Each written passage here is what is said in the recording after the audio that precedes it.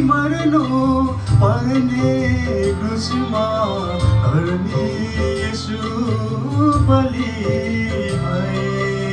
मानव हितका लागि उनले सबै दुःख पीडा सहे। एकजनाको बलिदानले सबैजनाको उद्धार भयो। आघात भयो निर्दोषको, दोषी सबलाई माफी भयो। आघात भयो निर्दोषको, दोषी सबलाई माफी भयो।